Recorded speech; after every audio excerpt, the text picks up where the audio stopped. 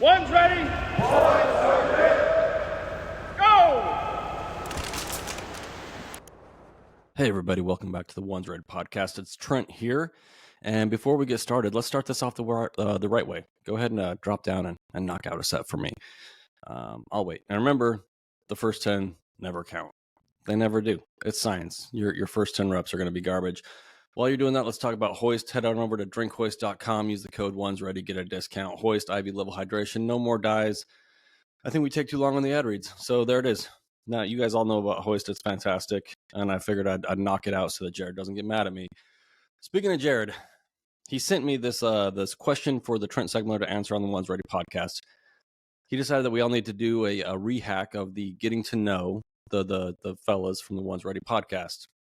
And I could do this, very straight, very just answering the questions, or because it's in text. And because I think Jared is a little bit of an a-hole. Y'all think that Jared is nice. He is not. Even when Jared is being nice, I promise you that deep down inside, he's making fun of you or he's thinking about hurting you.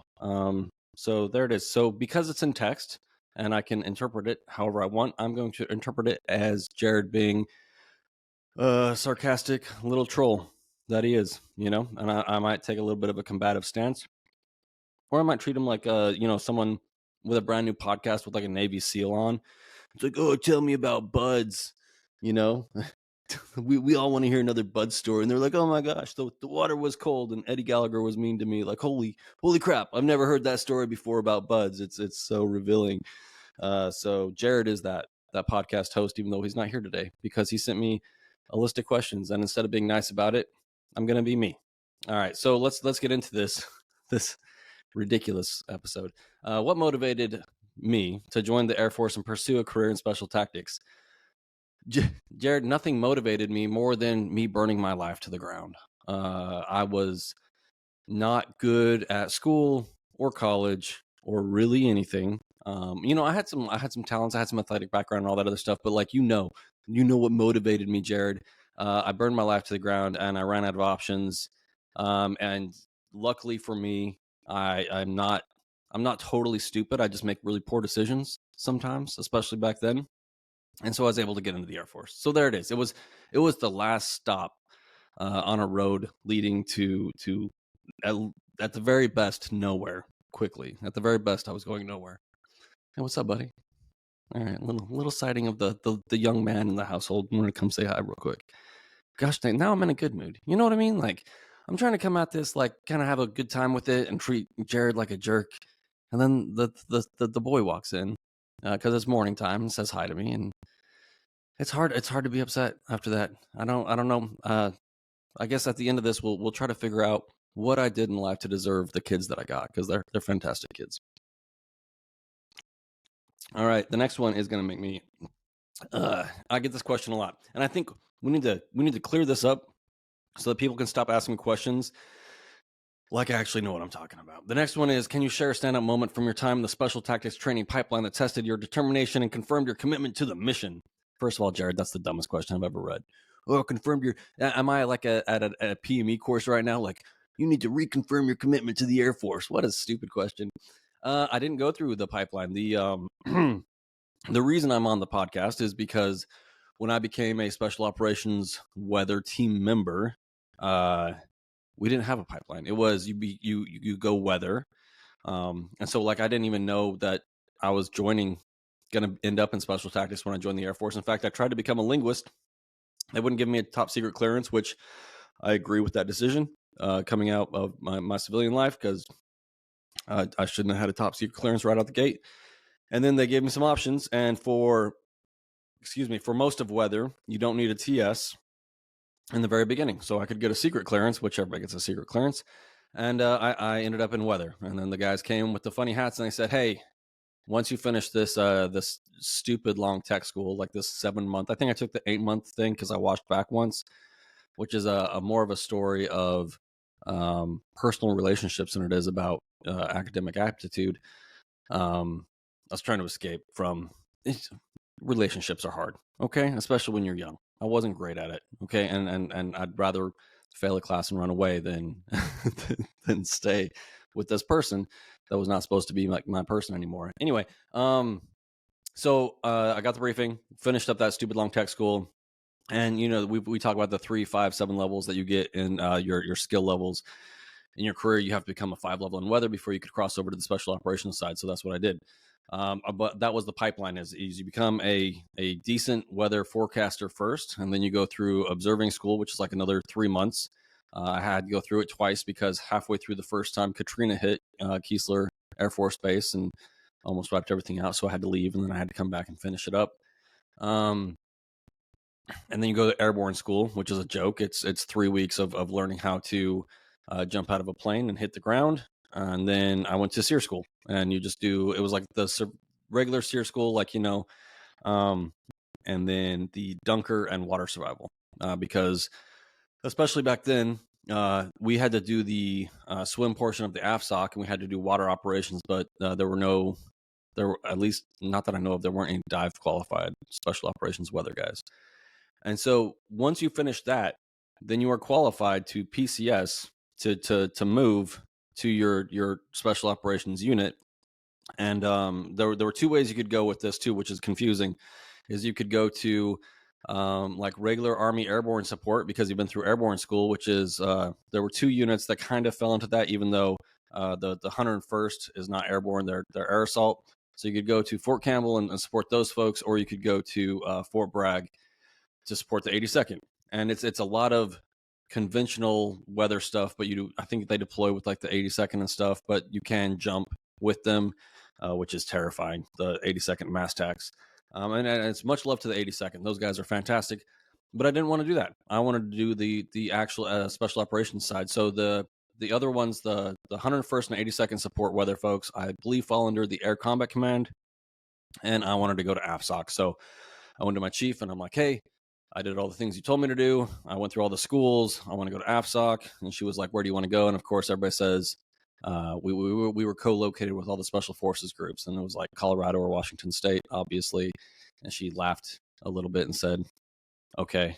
And I said, well, it doesn't really matter as long as I'm on the AFSOC side. So that's what happened. So once you go to the AFSOC side, you were supposed to follow up with additional training. So if you kind of track like where I was in the pipeline, just school wise, not like selection wise and all that other stuff, airborne, SEER, and then free fall wasn't a requirement yet, even though a lot of guys were getting their free fall. It was kind of like you were supposed to get it at some point, but it wasn't a requirement for us at the time. But you were supposed to go to some follow-on training and train up for the advanced skills course, training course, or it's now called the Special Tactics Training Squadron, STTS, out at Hurlburt, to finish up your pipeline training. So it was very much like disjointed, ad hoc, and we ended up with a lot of guys, because if you let guys into the unit after just SEER and airborne and being a 5 level in weather, and they kind of refuse to either go to the next follow-on courses or take it seriously or try to become special operations, or they fail, you can't just get rid of them, and you still need the bodies for some of the stuff that we're doing. So that was one of the big problems with the career field, is because we didn't have a pipeline, because we didn't have that filtration process, at least not a very robust filtration process. Getting through airborne and SEER is not difficult. It's like the easiest thing that you're going to do in the pipeline. So that was my road. So I got to I went to Fort Bragg on the special operations side, and we supported 3rd and 7th Group at the time because they were both at Bragg. And I was told, I got there in March, and I was told by January I'd have enough training under my belt to go to AST or STTS. But one of our guys got shot downrange. And so I ended up doing I think 6-week training course out at Fort Campbell, which is on paper similar to like your combat control school. It was a lot of the same things, just without, definitely not as intense as that. And then I went to one shooting course, rifles only, down in Texas, and then I deployed for the first time. So, and then when I came back, I finished out my pipeline.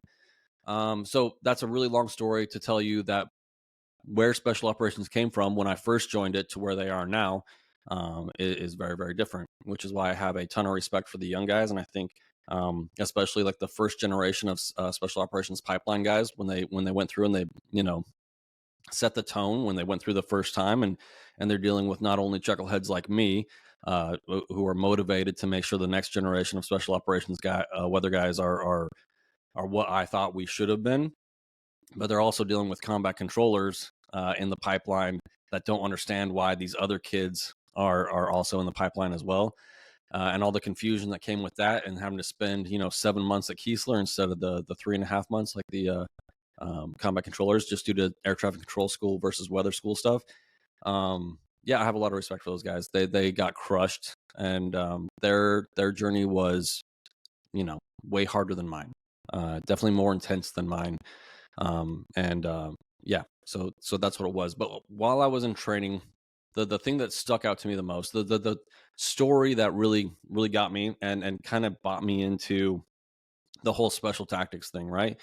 And going back, there was always this, like, the gray hats, which is us, are always worried that the red hats, the combat control community, is trying to get rid of us and all this other stuff. And we pretend like they have this built-in animosity for us, when really it was just more questions of whether or not we could do our jobs. But like, at the end of the day, it comes down to pretty individual levels, how capable you are. We'll make fun of each other for our berets, and being a nerdy weather guy or whatever else. But being on team with those guys is not that bad, as long as you're a performer, or at least you're trying to be a performer, and you're meeting the standards. But I remember when I went to STTS, we were doing a jump week, and my radio pouch, I secured it with these little rubber bands on my pouch on my LBE, and we did the jump, and I had everything, and I was packing up my parachute, and you're moving around a lot, and it's getting dark, and I had everything when I landed. I packed up my parachute. I get back to where our rally point is, and we're about to leave for the night, and then I double check all my stuff, and my radio's gone. And it came out while I was shoving my chute in there, and I probably wasn't secured as well as it should have been. And I felt like, this is like the third week or something. I'm at AST, and I was like, oh crap, like, my only job here is to not screw up my job. Like, I was told I can't be last at anything. Like, you're a gray hat going into a red hat world. We're trying to establish ourselves as a legitimate, combat capable force, and where we're moving towards this pipeline thing. But I remember the cadre, one of our cadre members, a former PJ, he was like, okay, let's go find it. He's just like, let's go. And then, we found it after a while. It didn't take that long. Start hitting the PTT, and I didn't have it hooked up to headphones or anything. So it probably took us 20 minutes to find it. And then we're driving back, and I was just, I tend to take these things very, very hard on, like, I don't like being that guy. And I remember the lieutenant, who ended up having a pretty rad career as far as I can tell, he looked at me, and this guy is a monster, right? Like, when we did our first PT test, I was like, this dude's a monster. He can, he can out, PT everybody. He can run faster. He can do more cows. He can do all the things. He was a, very good stow, led from the front, at least in that way. No, and in all ways, he was very good, at least while we were at AST. I remember he looked at me, he goes, hey man, everybody has their day. And as long as it's not like a habit, he's like, yeah, your radio fell out. He's like, something's going to happen to everybody while we're here in this course. Something happens to everybody at every course, or at some point in the pipeline, or at some point in training. He's like, so far, it's just a one-time event. As long as it doesn't keep happening, like, nobody really cares. We're all going to forget about it by tomorrow. Grab a case of beers for the cadre before you go in tomorrow. Drop it off in their office. They're going to be cool with it, because they understand that you understand that you messed up, and just move forward and be better from here on out. And that really helped me a lot to let go of that, and to think that I started to belong there, right? I worked really hard to try to be part of that team, because we were just kind of joining the end of their pipeline out of nowhere. Like, I came off a deployment, which was really good for me personally, like, for growth wise, right? Like, the end of it, some really bad things happened, but I really wanted to prove that not only I, but as a representation of the very small gray hat community, that we could be as capable as these guys that went through the pipeline. So that helped me get past that and perform, as best I could throughout the rest of that course. And I'm not saying I was like the best at anything or whatever, but I didn't fall out of anything, and I did my job. And I think by the end of that, I had a greater appreciation for what the pipeline did for these guys, and how important it was, which would, pay dividends for me later on, as I helped set up the special operations pipeline. So that's the one story that really stuck out to me, besides, almost drowning in 3 inches of water, and all the other fun stuff that happened. All the silly things, like running towards a helicopter for evac for extract on a mission that we were doing out there, a training mission. I went to jump over a branch, and I went straight face NVGs into the dirt. The guy behind me said he could read the Vibram thing on the bottom of my boots when I hit the dirt. But like all that kind of stuff, like stepping off a helicopter as it's hovering more than you thought it was, and taking a tumble. It was a really good experience. So yeah, that's that was my pipeline. It was not very organized, but it was a good time, and that's when I really gained an appreciation for what a good officer, like a tactical leader, how much of a difference they could make, and kind of like when to take things seriously and when to not, when to come down on guys, and when to recognize that it's just like it could happen to anybody mistake, and just let them know, like, hey, yeah, that was off standard, but it was a one-time thing, so we're not going to worry about it right now. And that really stuck with me. So there you go, Jared. That confirmed my commitment to the mission. Gee, I'm pretty sure he used AI to write this because, as much as I say I love combat controllers, Jared barely speaks English. All right, the next one. With multiple combat deployments under your belt, what's one mission or experience that best illustrates the critical role of special reconnaissance and special operations? I don't know, dude, because I was never really special reconnaissance, all right? At the end of my career, I was the first special reconnaissance functional manager within AATC. So what that tells you, just based on that ridiculous title, is I was ranked out of doing anything tactical at that point. And I was an AATC, and I retired out of AATC. I'm not the coolest guy in the career field. I'm the worst representation of special reconnaissance there. I'm not the worst, but as far as like tactical experience as a special reconnaissance guy goes, I have almost zero. There was a lot of like stuff that we could have done, reconnaissance back in the day, and there was some stuff I did on the special operations weather side that was pretty cool, but it doesn't all translate perfectly. So I think that most of my stories they're not my stories about how special reconnaissance fits and plays a critical role. We have an episode with Aaron where him and I kind of talk about how special reconnaissance fits in with the special tactics mission sets, and how we all kind of play off each other, and how it all works together if we're not just doing the enabler role with our sister service folks. And probably head over there to talk about special reconnaissance. And I don't want to spend this entire time doing a history lesson on special operations weather and what it took to get us to where we're at. All right. The next one is weird because it says, how do you transition from TAC P to special reconnaissance? I think what it was supposed to say was, how did you transition from regular weather or SAUT? I don't know. That's a stupid question. This must have been AI.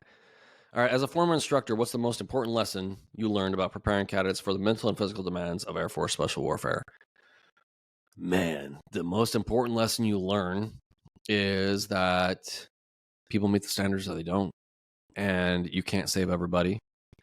And you have to give people what they need and not what they want.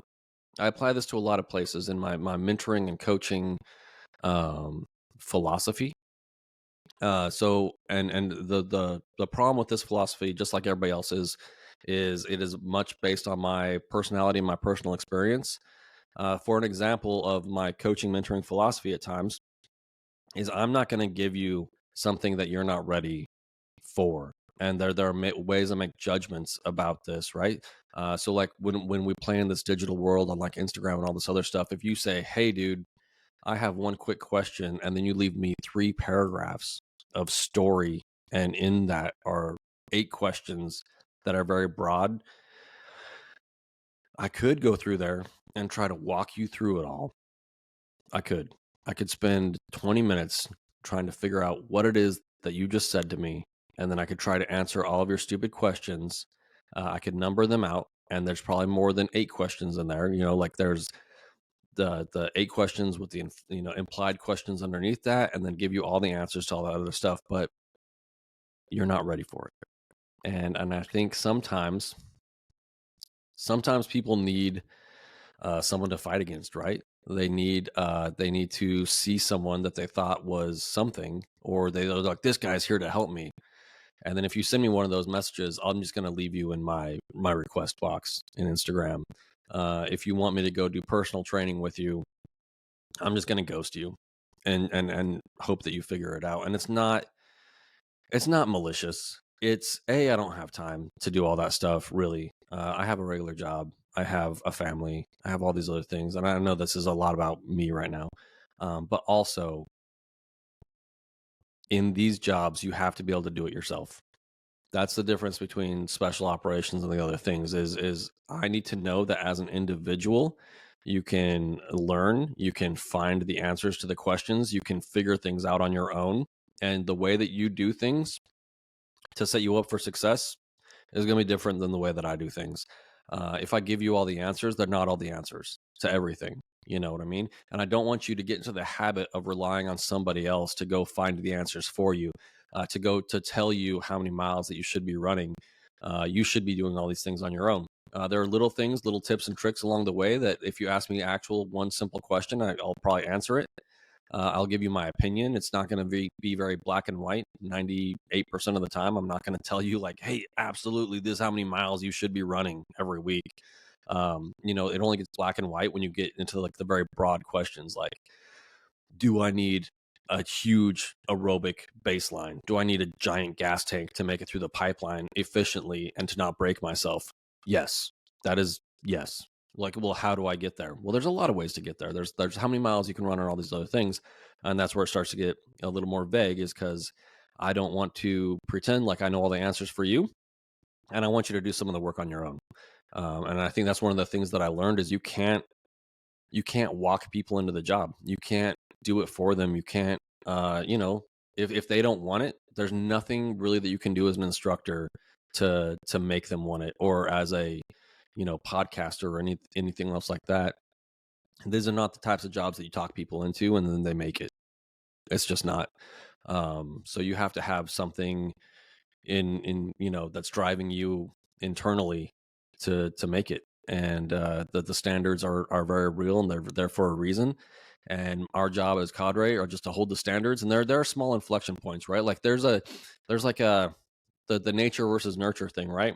You need to come in with your nature being like a 99.9% solution. There's a time and a place where every once in a while, if I see a performer having a tough time with something, I might be able to go over there and be like, hey man, like, I see what's going on right now. These are the things you should worry about.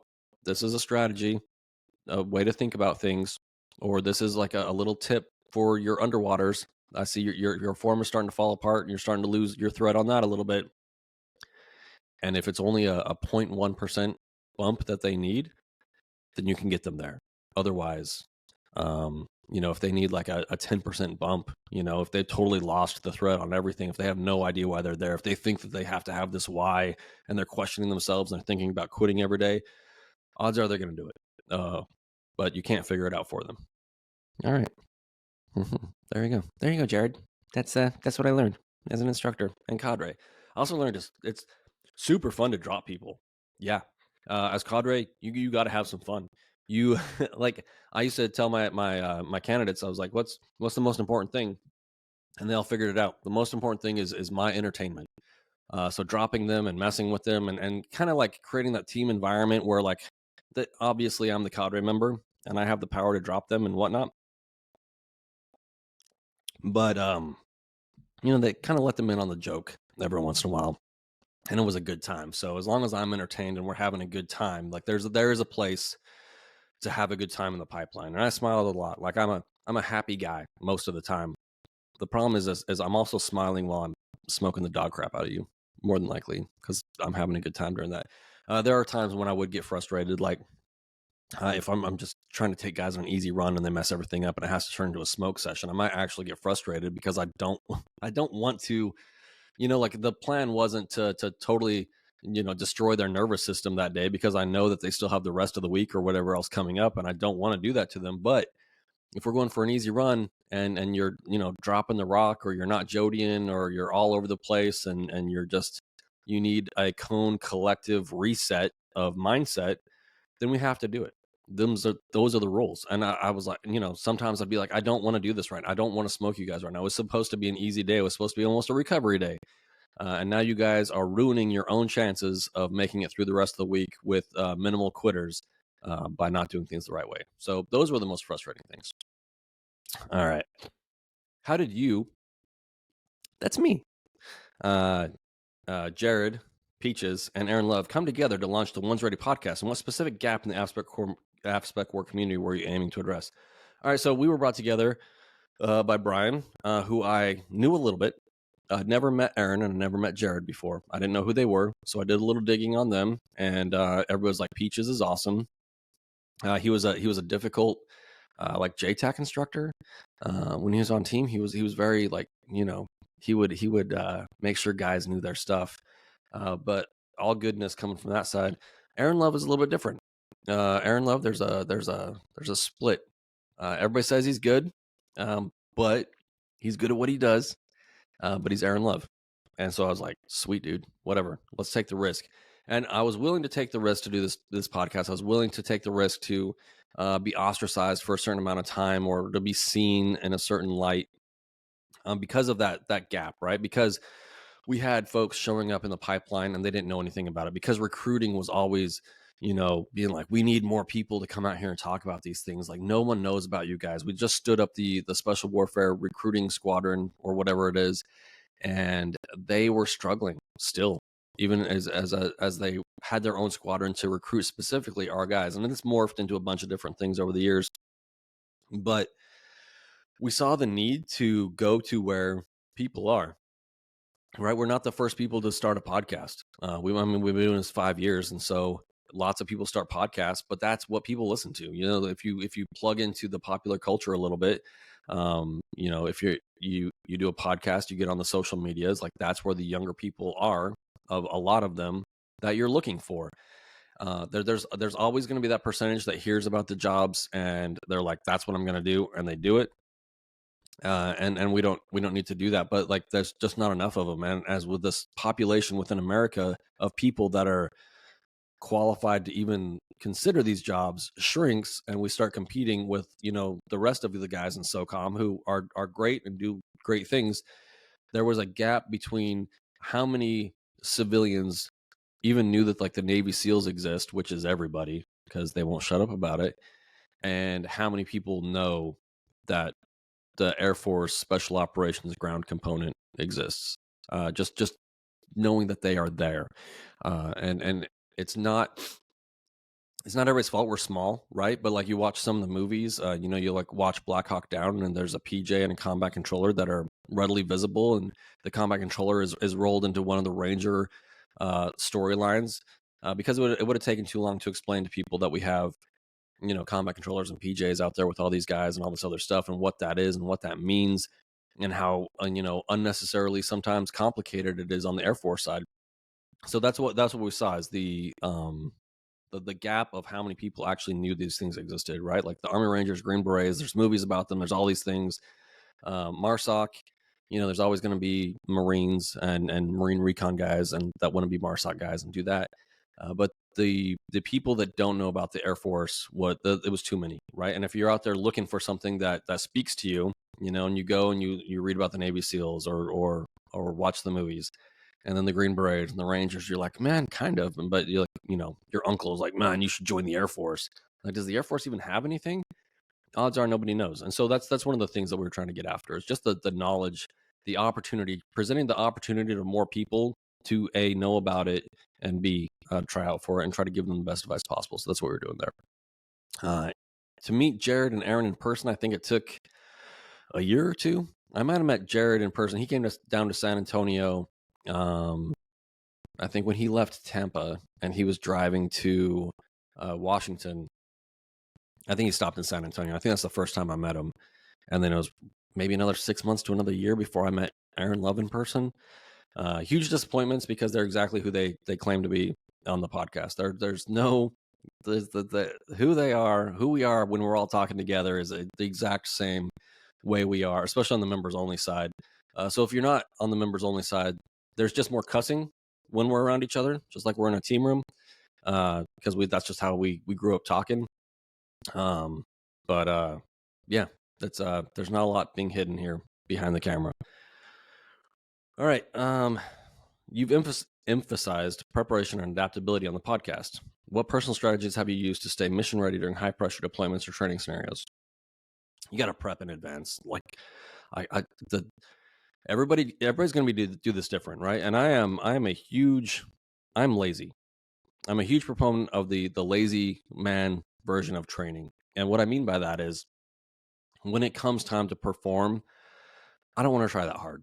I never want to go 100% if I don't have to. You know what I mean? Like, I want to be able to perform and do my job at like an 80, max 90%, because I always want to have something in the tank in case things go like next level wrong. So my way of lazy training is putting more miles in on my runs so I don't have to worry about it, is to do my cals consistently so I don't have to worry about it. To get out there and start working on my rucks. And as I grew in my career, doing some of the lifts and all those other, things that helped me with my rucking and my cals and my running and my swimming, staying on top of all that. So I'd much rather be ahead of the curve and not have to put out like 100%. You know what I mean? I never want to be that guy that has to put out 100%. I'd rather just be prepared, and be adaptable. And then some of the training strategies that go along with that is try to have fun. Like when I was at Lackland as an instructor down there, I would head over to the gym and play some pickup basketball every once in a while, because it's a good workout. And I have to use muscles in my legs that are different than just running in a straight line, which is super important when you're dealing with terrain and all that other stuff. And it's also fun. I can spend an hour and a half playing 21 or 2-on-2 or whatever else. And I'm not like a great basketball player, but it's a good workout, and it actually prepares my body in more than just running in a straight line type of thing, right? Like, I run in straight lines and I swim to build that aerobic baseline that I need. But I also want to make sure that I'm as bulletproof as possible, and keep my stress levels low. So that's mostly my goals, is to keep my stress levels low. Like, I'm not like a fast learner. So when I go to a lot of these courses in the beginning, I'm a little lost and it takes me a while to catch up. And I don't think I've ever failed a course I was at. So I need that energy to be able to catch up, because it takes a while for everything to click in my head when I go to a lot of these places. And I just don't want to be behind. It's not that I've always been the best at staying in shape. I'm not like a fitness fanatic. I'm not that guy in the gym that's, squatting 500 pounds and pulling 600 pounds. But you don't have to be. You just have to have the capabilities. You have to be able to be willing to put it out there. And it's easier to do all those things when you're well prepared. So you can be adaptable and say yes whenever you want, right? It's like a UFC fighter that's like always in the gym, the guys that take the short notice fights, which is maybe not the best strategy to become a champion all the time. But that's the mentality, is like, no, I stay in good enough shape all the time to take a fight. And you might not see like the highest levels of performance and physique out of those guys all the time, but they're always ready. And I think that's kind of the mentality that I try to take on. And that way, when those opportunities were presented to me to do unique things or to go to unique courses for my career field or for anybody, I could say yes. And I knew I was ready to go and to do those things. So it wasn't always easy. And I, just like everybody else, there's a pendulum, and I swung back and forth on that thing. And I wasn't always in, as good a shape as maybe I should have been. But that's what I try to do. So during high pressure deployments or training scenarios, man. All right. From my time as a selection instructor, what's one key piece of advice you'd give to candidates preparing for the AFSPEC war pipeline? Don't do it unless you really want to do it. Don't make up reasons to do it. And then when you get there, stop worrying about the stuff that you can't control. You know what I mean? Like, you see so many people that worry so much about the end of the pipeline. They worry about all these other unknowns. Excuse me. And they want to come up to you like, hey, Sergeant. Oh, yeah, Sergeant. I was just wondering about, like, shut up. No, you got enough on your plate right now. You might not be struggling right now, but you're going to. And if you come up to me and you're worried about, a challenge that's going to come in the pipeline 2 months from now, because you're not being challenged right now, like, I'll fix the problem. I'll fix it. I'll make sure that you're challenged appropriately, so that you don't have the bandwidth to worry about those other things. So it's best just to keep your mouth shut and to focus on what's in front of you. But that's a big thing is, you can't control what's going on back home when you're in the pipeline. You can't control what's going to happen every day. All you can control is your attitude and performance. That's what you need to worry about. Worry about your nutrition, eat as much as possible when you need to, and stretch and all those other things that you need to do. Take care of yourself, make sure you're getting all the sleep you can possibly get, because that's like that's like really where the magic happens. I think is all the latest science. All the nerds on Instagram are like, sleep is like, if you could bottle it up in a pill, it's the greatest thing for you. That's when you make all your gains and do all the other things. But like, that's what you need to do, and then find your strategies, right? Like, I'm a big visualization guy. Like I said, I'm not like a natural at anything. And so waking up in the morning and visualizing what I'm going to do, visualizing myself being successful over and over and over again, to give myself that confidence that I can do it, and then to go and try my best. And it didn't always work out exactly the way that I wanted it to work out, but it always worked out. But the big thing is I really wanted to do it, and it probably comes from that burning my life down on the civilian side. Before coming over, I had a little bit of a chip on my shoulder. I wanted to prove to somebody, to myself, that I was worth something, that I could do something difficult. Like, I didn't have like this big patriotic why or any of this other stuff. Like, I wanted to see if I could do it. I wanted to get into a firefight and see if I was the guy that ran away, the guy that crawled into a corner and cried, or if I'm the guy that pops up and shoots back, or if I'm the guy that does my job. So like, that's what I wanted to chase, that challenge. I wanted to find out who I am, deep down inside, and to know. Like, I needed to know. I'm an experiential person. You know what I mean? So like, as a as a troop, someone that that you supervise, or as my parents, it wasn't fun, because I'm an experiential person. I need to experience things to understand it, right? And so, like, you can tell me all you want, don't do that. I'm gonna do it, more than likely, to see what it's like. But I wanted to experience it. I wanted all those experiences. I wanted to see what it was like. I wanted to know who I am. I wanted to know what I'm capable of, and that's what all this is has given me, is that. So, when you talk about, what's the one piece of advice, it's like, you got to really want to do it, and then you got to focus on what's in front of you. Next question from our little sarcastic troll. How was your experience working with Joint Special Operations Forces globally? How has your experience working with Joint Special Operations Forces globally informed the guidance you share with listeners aspiring to join Special Tactics? I mean, we all have different jobs. So like, I worked with the Green Berets more than anybody. I did some time working around some of the other task force dudes, doing some other things, but everybody has a different job. So there is a difference. So like, when people are like, hey man, I just want to like shoot people in the face, like, it doesn't sound like the Air Force has much of a direct action role. And when they say direct action, what they mean is kicking in doors and shooting people, right? And it's like, cool, I understand that. If you want to do that, go be a ranger. If you want to get into a gunfight, go be a ranger. That's it. And working with those guys, you kind of see how everything works together and everybody's role, and what people are good at and what people aren't good at, and see how like the personalities filter through all these jobs and kind of end up where they're supposed to be. There's a lot of guys that end up being rangers that weren't just your regiment rangers. They wanted some more independence. So there's other opportunities for them to go and do different things that allow them a greater level of independence. They don't have to have the high and tights. They don't have to be super ranger all the time, like some of those guys are, especially when you're new out there. That's a brutal process, becoming a ranger, becoming a real ranger, not going through just ranger school. But like, seeing this, it gives you a greater appreciation of what everybody does and how professional everybody is, and how we all kind of do similar things at different times, and how unique the Air Force Special Warfare folks really are.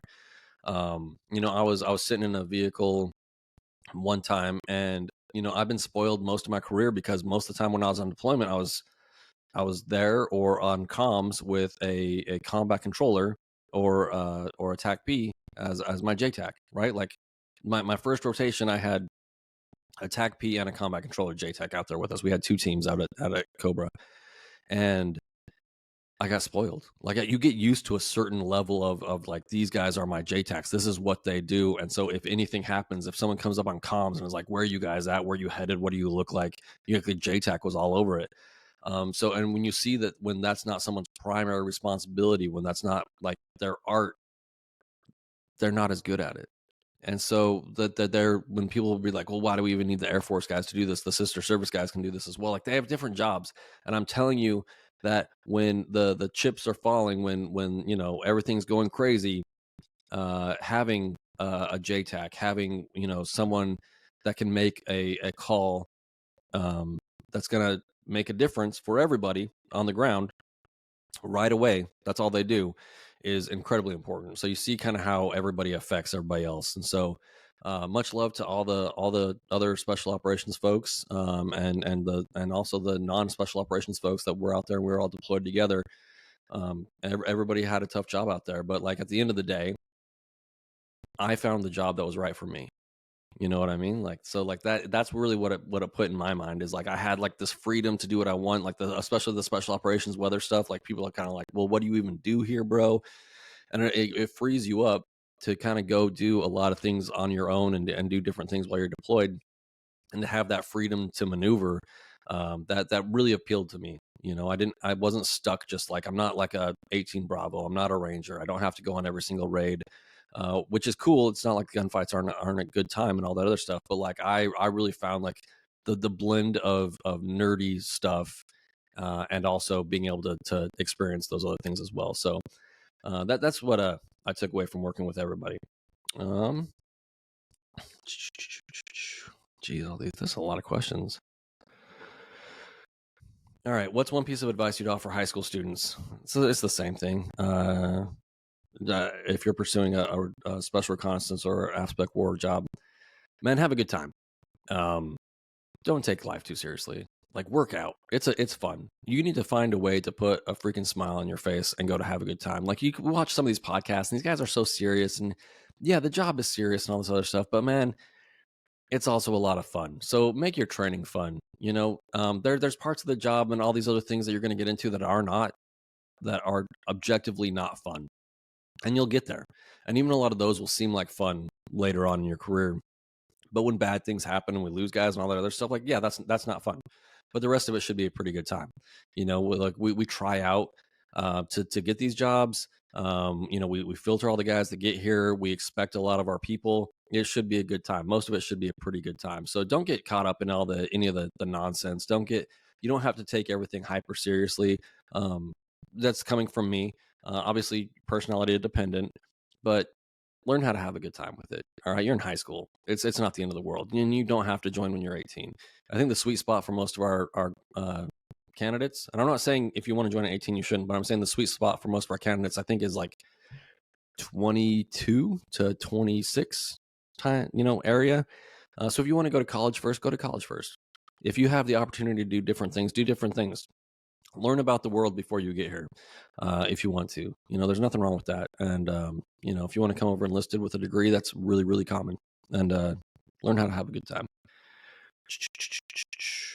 All right. How do you balance your ongoing commitments, hosting the One's Ready podcast, and your personal life while continuing to mentor the next generation? Well, I don't answer stupid questions. I only jump on the Instagram and the social medias when I absolutely have to. When it comes to the Guardian Grit stuff, I don't get into the WhatsApp chat and talk to everybody. So I cut a lot of stuff out so I can spend more time with my family. I'm very family oriented. I spend a lot of time with my family. I do have a job, and I spend a lot of time doing that. And I really believe in what I'm doing with my job right now, which we're not going to talk about. But yeah, I have to balance it. That's something that I wasn't very good at when I was in the military. There was definitely a time when being on team was the most important thing in my life. And even when I started having kids, it's hard for me to say no to opportunities. I'm an experience. I want the experiences. I want to go to the courses. I want to do new things. I'm not the guy that wants to go on the same deployment over and over and over again and just stack up more bodies. Like, I'm always looking for something new, which means that I was never home, even when we weren't deployed. And then, I'd say yes to deployments. So if it was a question, So it wasn't always the way I was, and so I definitely prioritize my family over everything else. And if I get fired from my job, if I can't do the podcast, if I lose my followers on Instagram, I don't care. Like I've reprioritized my life. I think I've earned it, and my family is the first thing. So I only get my kids for 18 years. After that, maybe I'll do a lot more podcasting, or maybe I'll just stop. We'll see. Um, the One's Ready podcast has built a strong community over 5 years. What's been the most rewarding part of connecting with listeners and supporting their aspect word journey? Man, seeing guys succeed, seeing people that don't succeed and learn something from it. Talking to regular people that are out there, talking to the parents that give us updates on their kids going through the pipeline and their struggles, and being able to help a little bit, connecting people when we can. Obviously, especially now that we're out, like we still know a bunch of people, and we try to help when we can, especially when there's like some of the creepy Air Force stuff, or helping people get waivers and connecting them with the right people to help out with all that kind of stuff. But just being it's like being an instructor, and it's gonna sound man, I wish my son hadn't come in here, because I was gonna be real sarcastic and angry throughout this today, and I just couldn't do it. I couldn't do it after seeing my boy.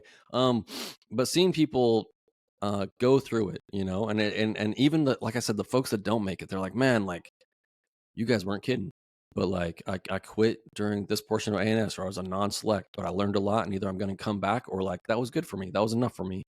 Um, Watching people grow is huge, and having a very small piece of that, or just helping them open their eyes to the possibilities that exist within the Air Force. That's that's big. Sorry, I got something stuck in my throat. That's a big deal. So yeah, it's super rewarding when it works out for folks, and even when it doesn't, as long as you learn something, right? All right. What's a common misconception about special reconnaissance that you'd like to clear up for new listeners based on your operational and training experience? We're not trying to be like other reconnaissance elements. So this is more than just a special reconnaissance thing. I think one of the things about the way that the Air Force is moving forward, and we have an opportunity here, is for the Air Force leaders out there. And I'm going to make a reel about this in a little bit too. This is what I woke up thinking about. So I'm going to answer the question I wish you would have asked, Jared. The Air Force has an opportunity to not just be everybody's 911 button and to be an enabler anymore. We have an opportunity to actually move forward and be the leaders, and stop just trying to hold on to what we used to have. So going from special operations weather to special reconnaissance, and seeing the possibilities of things that we could do moving forward, and seeing the problem sets that are going to be presented if we do get into a conflict with someone with similar technology and capabilities as us. It's super exciting, and it's an opportunity to actually lead out from the front, or to lead out in a unique way, right? To fill a gap that's not being filled right now, based on the joint environment.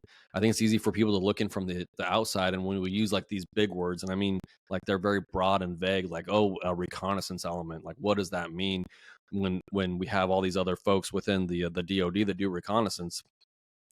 I'm telling you that there's more than one type, right? Like, that's such a broad term.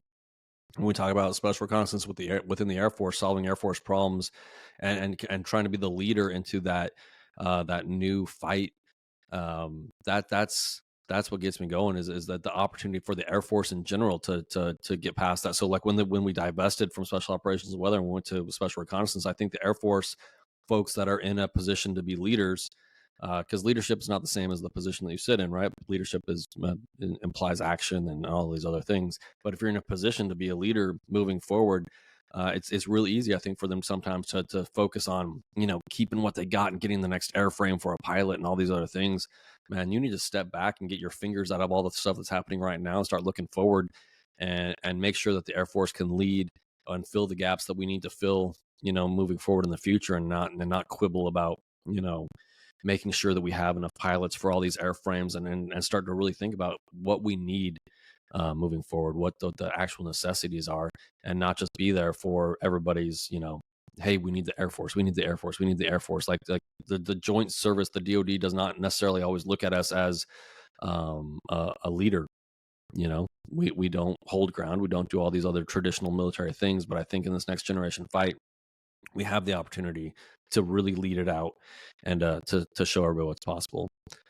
Yeah, if you have questions about the special reconnaissance specific stuff, like I said, go watch the episode with Aaron and I. It was really quick, but I think we cleared most of it up. All right, you've discussed the importance of evolving AFSPEC war training. What's one improvement you'd like to see in how the Air Force prepares its special operators? Be more comfortable with attrition. And then the focus in the pipeline. So, man, when I always use the example, right? Like if everybody fails a question on a test, whose fault is it? Is it the students, or is it the instructor, or is it the teacher? I think sometimes, and we go through the ups and downs of this. I think sometimes we spend way too much time in the training pipeline focusing on the candidates and not enough time focusing on the cadre, the instructors. If you solve the cadre instructor problem first, the rest of it, 98% of it, whatever, will fall into place. If you invest in them, if you help them understand why we're doing the things that we're doing, if you take some time to explain the pipeline to them, and then if you're consistent from the leadership positions with what you're doing, and you're open and honest about everything, it's easy to bring like a very secret squirrel type mentality into these into AATC, which it doesn't need to be. We don't need to have secrets. We need to train people in an efficient manner, and we need to give them the tool sets that they need to be successful when they get out on the team. And then we need to trust our NCOs, both in AATC and on the other side, to do their jobs and to mentor and mold the next generation of people that are replacing us. And I think oftentimes it's easier to bypass your NCOs and to not empower them to do the things that they need to do to create the best product possible. And I think that's the biggest problem we're having right now is you need to trust that NCO core.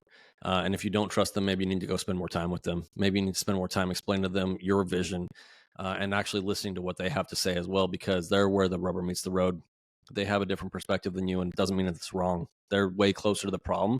And so through conversations with them and through some professional military education with them about how everything works and how everything ties together, you guys will probably find some solutions that, from the upper echelons of where you're at, you probably weren't thinking of, and they will have a better understanding of why things are the way they are sometimes. And that will help if you don't have that give and take constantly, and that professional relationship between, your enlisted corps at the bottom, like your, E5s, E6s, and your, E8s and E9s and the officer corps above. If you don't have constant feedback and trust, then it's just going to be churn. And then you're going to see the stupid things come out on Reddit, and everybody's going to be upset all the time. And everybody's going to think that the standards are lowering because you're keeping secrets. You're not trusting your NCOs. You're not being consistent.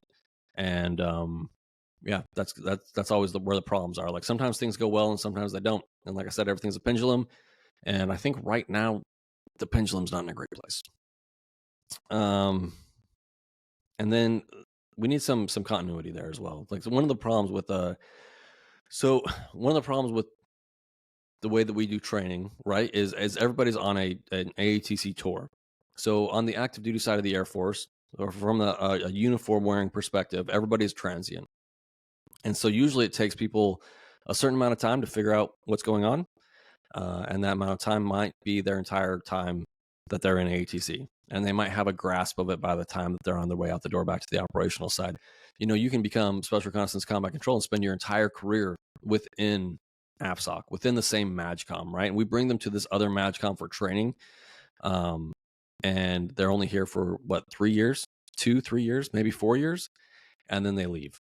And all that experience and all that knowledge that they have goes with them. And, it's not that we don't have civilians that have continuity and all that other stuff as well. But within the uniform wearing, group of people, there's not a lot of continuity going on. So it's this constant reinventing the wheel in AATC because everybody's new or everybody's leaving.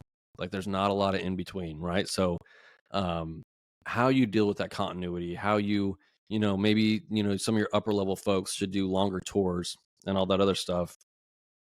There's a lot of ways you could get after it, but it's just not a very efficient way to do business right now because AATC is so much different than everything that we do on the operational side in the Air Force. All right, and the last one, finally. Jeez, Jared, putting me to work. Looking ahead, what's your vision for the Ones Ready podcast, and how do you plan to keep inspiring and equipping future Air Force Special Warfare candidates, mostly through sarcasm? Yeah, that's what I'm going to do is make fun of y'all and hope that you understand what I'm trying to do. The vision for Ones Ready is we just keep going. That's it. I'm not a good planner, you know. I know, like I said, I would eventually love to give up my seat to somebody else, to a younger person that is hopefully still in, so that they can come on here. Maybe we do like a little bit of like a 50-50 thing, but I would love to give them a little piece of this and see if they can, grow it and stay relevant with it. I think we're still pretty close to the community. I'm a year out of the Air Force, and I don't want to be talking about this stuff forever. I don't want to be, that old guy that's like, starts to talk about back in my day. I'm already a dinosaur. We talk about special reconnaissance, and I have zero operational special reconnaissance experience. Did I help create a lot of the stuff? Did I help create oversaw the creation of the new pipeline? And do I understand kind of where everything is going? And do I still talk to guys in the career field? Like, yes. But not doing it every day is different. I'm not doing it every day. I'm not in the trenches. I'm not dealing with the latest and greatest stuff. And so we kind of have to constantly ask for updates so we can update y'all. I think it would be better to get some more active duty guys on here, and so they can give you the updates, as appropriate, as quickly as possible, and tie those strings together. That's always been my vision for Ones Ready, and so that Jared, Aaron, and I can move on to other things and maybe do some other stuff. But I think I don't think that we can step away yet. I think there's still a need for a media digital presence for the Air Force Special Warfare. And I think we're going to keep doing it until either we can't do it anymore or if somebody else takes over. But we need to keep talking about this stuff because it's important, especially, we're not at war right now. We're not in a big open shooting war right now. But if it does kick off, we're going to need the people ready to go do, especially our people. So that's what it is. I appreciate y'all listening today. I wasn't near as sarcastic or angry as I thought I was going to be. Man, like, if you have kids, it just ruins, like, you can't be angry. You can't be angry when they just come to say hi to you, when you start a podcast. Jared still is a sarcastic little troll, and he's a giant a-hole. Don't ever forget. Make sure you head over to the website, like and subscribe. Let us know what else you want to hear, and we will catch y'all next time. Later.